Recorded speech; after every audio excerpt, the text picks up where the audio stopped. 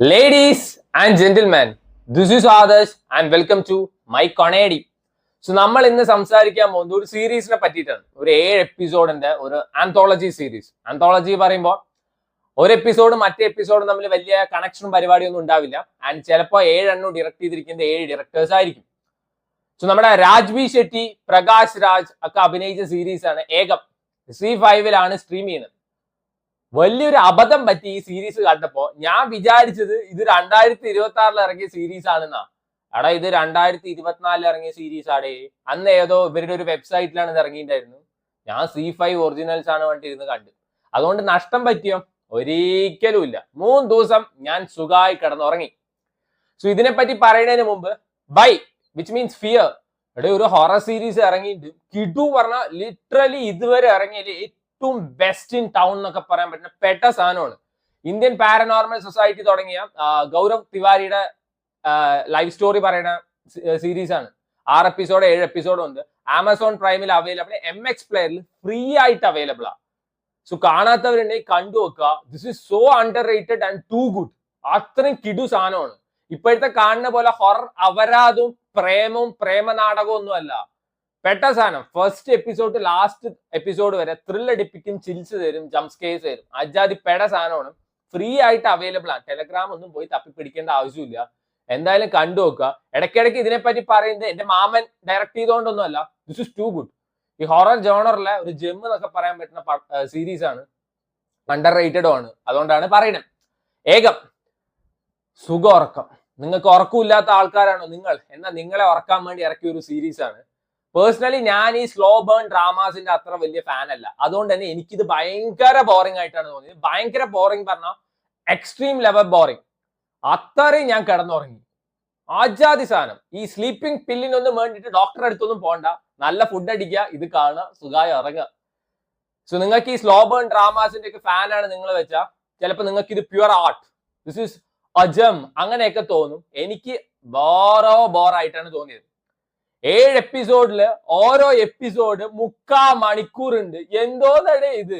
കുറെ എണ്ണം ഇരുന്ന് എല്ലാ എപ്പിസോഡിലും മത്തി മേടിക്കുന്നുണ്ട്, അയില മേടിക്കുന്നുണ്ട്, കുറെ എണ്ണം ഉപ്മാവ് ഇരുന്ന് തിന്നുന്നുണ്ട്, അതേപോലെ തന്നെ ഗോതമ്പ് ദോശ തിന്നുന്നുണ്ട്. തീറ്റ പണ്ടാരങ്ങളുടെ സീരീസ് ആണോ അല്ല അറിയാണ്ട് ചോദിക്കുക.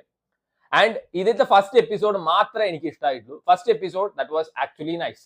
ഒരു ലവ് സ്റ്റോറി ഒക്കെ പോലെ. അതിന്റെ ഇടയിലും വുമൺ എംപവർമെന്റ് കൊണ്ട കയറ്റിയുണ്ട്. അല്ലെങ്കിൽ നാട്ടിൽ വുമൺ എംപവർമെന്റ് തട്ടി നടക്കാൻ പറ്റാത്ത അവസ്ഥയാണ്. ഇങ്ങനത്തെ സീരീസിലും കൊണ്ടുവരണം. നാട്ടുകാരെ ഉയരെടുക്കണം. അത് ഒഴിച്ചു കഴിഞ്ഞ് ഒരു എപ്പിസോഡ് എനിക്ക് മനസ്സിലായിട്ടേ ഇല്ല. ഒന്നാമത് ഇത് ഭയങ്കര ഡീപ്പായിട്ട് മറ്റേ ബോർവെൽ കുഴിച്ച അത്രയും ലെയേഴ്സ് ഉള്ള സീരീസ് ആണ്.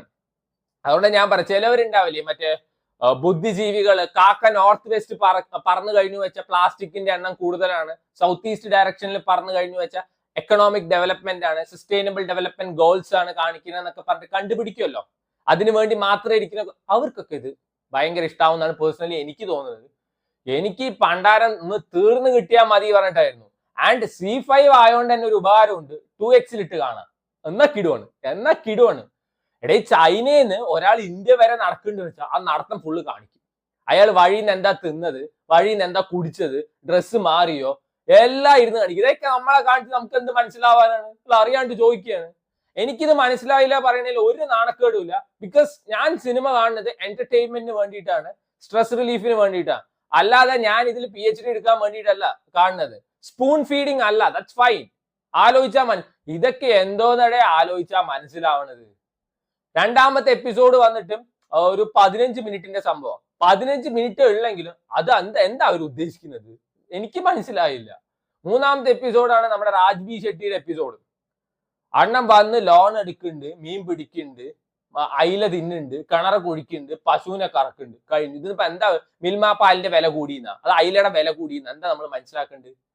നാലാമത്തെ എപ്പിസോഡ് ഒരു കൊച്ചിന്റെ ഒരു സയൻസ് സാറ്, ആ ഒരു പരനാറ് കാരണമാണ് ആ സീരീസ് ഇത്രയും വലിച്ചു നീട്ടിപ്പോയത്. 45 മിനിറ്റ് ആണ് ആ സീരീസിന്റെ എപ്പിസോഡിന്റെ ഡ്യൂറേഷൻ. അയാളുടെ ഒരു കളി, ആ പിള്ളേർ ആ സമയത്ത് സാർ അന്താക്ഷരി കളിക്കാൻ പറഞ്ഞിട്ട് അന്താക്ഷരി കളിപ്പിച്ചെന്ന് വെച്ചാൽ ഈ അപരാധം നമ്മൾ കാണേണ്ട ആവശ്യമുണ്ടോ? ഇല്ല. അതിൽ തന്നെ ഒരു മരത്തിൽ കുറെ ചരട്, അതിന്റെ ഇടയ്ക്ക് അമ്മൂമ്മ, അഡോപ്ഷൻ പറഞ്ഞത് അമ്മൂമ്മ അബോർഷൻ എന്ന് കേട്ടു. പിന്നെ പറയണ്ടല്ലോ എന്താ നടക്കാന്നൊക്കെ. ഇത് ഒട്ടും എൻഗേജിങ് അല്ല. സി മറ്റേ നിവിൻ പോളിയുടെ ഒരു അവാർഡ് പടം പോലത്തെ ഒരു ഉണ്ടായിരുന്നു. എന്താണ് എനിക്ക് പേര് ഓർമ്മയില്ല. പൂർണിമ, ഇന്ദ്രജിത്ത്, നിവിൻ പോളിയുടെ അമ്മയൊക്കെ ആയിട്ട് ഒരു പടം ഉണ്ടായിരുന്നു. സോ ആ സിനിമ ഞാൻ തിയേറ്ററിൽ പോയി കണ്ട സമയത്ത് എന്റെ തൊട്ടടുത്ത് ഒരു ചേച്ചി ഇരിക്കുന്നുണ്ടായിരുന്നു. ആ ചേച്ചി സിനിമ കഴിഞ്ഞിട്ട് പറയണത് ഞാൻ കേട്ടാണ്, ഇതൊക്കെ എന്ത് പടം, എനിക്കൊന്നും മനസ്സിലായില്ല എന്ന്. ആ ചേച്ചി സിനിമ കഴിഞ്ഞിട്ട് പുറത്തൊരുത്ത മൈക്ക് നീട്ടിയപ്പോ ഇത് കിടു പടം പറഞ്ഞിട്ട് പോയതാണ്. ഒരു സിനിമ ഇഷ്ടമായില്ലെങ്കിൽ അല്ലെങ്കിൽ ഒരു സീരീസ് ഇഷ്ടമായില്ലെങ്കിൽ അത് ഇഷ്ടമായില്ല പറയാൻ അറിയാത്തവര് അല്ലെങ്കിൽ നട്ടലില്ലാത്തവര് കാണാൻ നിൽക്കരുത്. എന്തിനാ നാണക്കേട്? At the end of the day opinions are like assholes. എല്ലാവർക്കും ഉണ്ട് ഓരോന്ന്. എല്ലാവരും ഒപ്പീനിയൻ ഡിഫറെന്റ് ആയിരിക്കും. 100% ഓഡിയൻസിനെ സാറ്റിസ്ഫൈ ചെയ്യുന്ന ഒരു സിനിമയോ സീരീസോ ഇല്ല. അത് മനസ്സിലാക്കുക. ഞാൻ നന്നല്ല പറഞ്ഞു കഴിഞ്ഞാൽ എല്ലാവർക്കും അത് നന്നല്ല, അങ്ങനെയല്ല. ഞാൻ നല്ലതാണ് പറഞ്ഞു കഴിഞ്ഞാൽ എല്ലാവർക്കും അത് നല്ലതാണ്, അങ്ങനെയല്ല. ഓരോരുത്തർക്കും ഓരോ പെർസ്പെക്ടീവ്സ്, ഒപ്പീനിയൻസ് ആണ്. സോ ഞാൻ ഡെഫിനറ്റ്ലി എല്ലാവരുടെ പെർസ്പെക്ടീവ്സിനെ മാനിക്കാനാണ്. സർക്കാസ്റ്റിക് ആയിട്ട് ഓരോ പൊട്ടത്തരം പറയുന്നേ ഉള്ളൂ. At the end of the day I respect everybody's opinion. So വേണ്ടവർ കണ്ടു നോക്കുക. കണ്ടവരാണെന്ന് വെച്ചാൽ അഭിപ്രായം പറയാം. Z5 അവൈലബിൾ ആണ്.